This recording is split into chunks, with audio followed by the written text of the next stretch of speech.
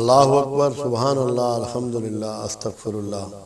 نحمدہ و نصلی علی رسولہ الکریم، اما بعد، اعوذ باللہ من الشیطان الرجیم، بسم اللہ الرحمن الرحیم۔ ہم دنیا کے جھوٹے ترین لوگوں میں اس وقت شمار ہوتے ہیں، کیونکہ جو ہم کہہ رہے ہوتے ہیں وہ ہمارے عمل میں نہیں ہوتا۔ جب تک کہ ہم نے اعمال اپنے تبدیل نہ کیے، آپ دیکھیں محلے کی گلی کی سڑک ٹوٹی ہوئی ہے، دعا تو کرتے ہیں یا اللہ ہمارے شہر کو ٹھیک کر دے، مگر کیا کبھی کسی نے کاوش کی کہ اس سڑک کو ٹھیک کرنے کے لیے 2000 روپے جیب سے نکال کے وہ خرچ کر دے اور وہ کھڈا بھر دے؟ یا اور کوئی ایسا کام کبھی اس کے لیے کوشش کرتے ہیں لوگ کہ یہ کام میں کروں، یار میرا ملک جو ہے بدنما نظر آ رہا ہے۔ اداروں میں جاتے ہیں، کتنے بندے ملازم ہیں، کیا کبھی کہ ضمیر کسی کا جاگا کہ میں بر وقت دفتر پہنچ جاؤں؟ کبھی اس کو یہ احساس ہوا؟ دعا تو وہ بھی کرتا ہے جمعے میں اور عیدین میں پاکستان کی بہتری، تو کیا ان بے عمل دعاؤں سے کیا پاکستان کی بہتری ہو جائے گی؟ کیا یہ ممکن ہے؟ مجھ سے بھی آپ ایسی دعاؤں کی توقع رکھتے ہیں؟ میں زندگی گزر گئی ہے، کوشش کرتا ہوں کہ کوئی ایسا کام نہ ہو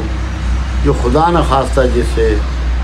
مملکت خدا داد پاکستان کو کوئی نقصان پہنچے، کوئی دکھ پہنچے، اس کے عوام کو کوئی تکلیف پہنچے۔ پھر میں دعا کرتا ہوں، دعا تو میں کرتا ہوں، تڑپ کے کرتا ہوں۔ ہمیں یہ سوچنا ہے کہ اللہ نے ملائیشیا میں مہاتیر محمد دے دیا، ایران میں احمدی نژاد دے دیا، ترکی میں اچھا حکمران دے دیا، مغرب میں اچھے حکمران ہیں، پاکستان میں آج تک نظام حکمرانی جو ہے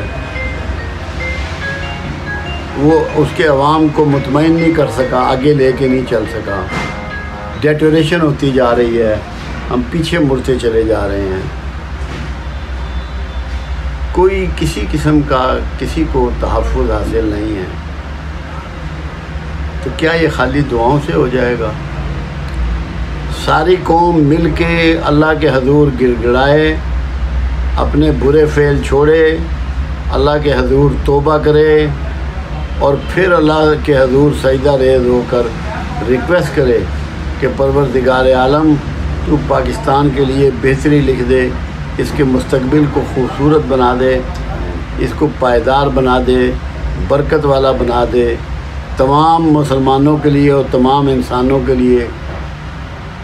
اس کو امن کی جگہ مقرر فرما دے،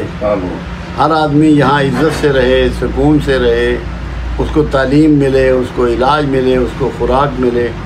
اس کو عزت ملے، اور کسی میں کوئی فرق نہ ہو۔ اب آج کل بہت باتیں ہوتی ہیں فلاح ریاست مدینہ کی، اس کی ایک بنیاد ہی نہیں سمجھ میں آتی۔ فلاح تب شروع ہوتی ہے جب سب کچھ سب کے لیے ہو، جب لوگوں کے لیے الگ الگ فیسلٹیز ہوں، الگ الگ سیر کی جگہ ہو، الگ الگ کھانے پینے کے بندوبست ہوں، الگ الگ حقوق ہوں، الگ الگ فرائض ہوں، تو پھر کہاں برکتیں آتی ہیں؟ برکت تو تب آئے گی کہ جو ملازم ہے، جو خادم ہے، جو غلام ہے، اس کی باری پہ وہ اونٹ پہ بیٹھا ہو، اور خلیفہ کی باری پہ خلیفہ اونٹ پہ بیٹھا ہوا ہو، ویسے برکت نہیں آئے گی۔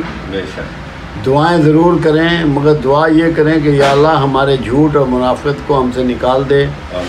ہمیں سچائی کے راستے پہ گامزن کر دے،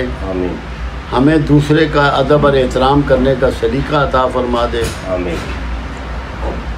ہمیں اللہ اور رسول کی فرما برداری کا طریقہ عطا فرما دے، اور دوسروں کی عزت اور دوسروں کے حقوق کا تحفظ کرنے کا ڈھنگ ہمیں آ جائے، تو پھر انشاءاللہ اللہ تعالیٰ پاکستان کو بہت ترقی عطا فرمائے گا۔ جہاں تک ویسے سمجھنے کی بات ہے میں پاکستان کے مستقبل سے پوری طرح پر امید ہوں، نئی نسل سے پر امید ہوں، اور اللہ سے یہ توقع کرتا ہوں کہ انشاءاللہ العزیز پاکستان دنیا میں بے پناہ عزت اور وقار حاصل کرے گا، بے پناہ عزت والی جگہ پہنچے گا، اور یہاں امن ہوگا، لوگوں کے حقوق محفوظ ہوں گے، لوگوں کی عزتیں محفوظ ہوں گی، ان کا جان و مال محفوظ ہوگا۔ انسانوں کو اپنی چھوٹی چھوٹی ضرورتوں کے لیے انسانوں کے آگے ہاتھ نہیں پھیلانے پڑیں گے، صرف اللہ کے آگے گر گرانا ہی کافی ہوگا۔ اللہ ہم سب کو آسانیاں عطا فرمائے، آمین۔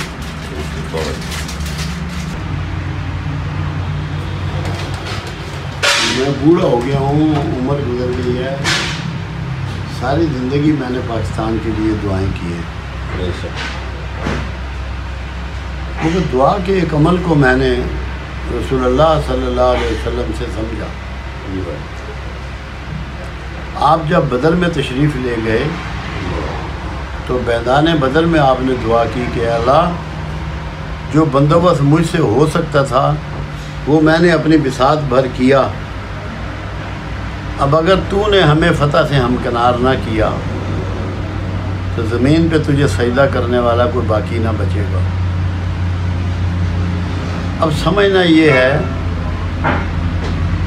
دعا ایکٹ کے ساتھ جڑی ہوئی چیز کا نام ہے کہ آپ پہلے ایکٹ کرتے ہیں اور پھر اللہ سے کہتے ہیں کہ اسے قبول فرما، تاکہ اس میں بہتری آئے۔ پاکستان میں کسی شعبہ زندگی میں آپ کر لیں، جمعے کو دعائیں ہو رہی ہیں مساجد میں،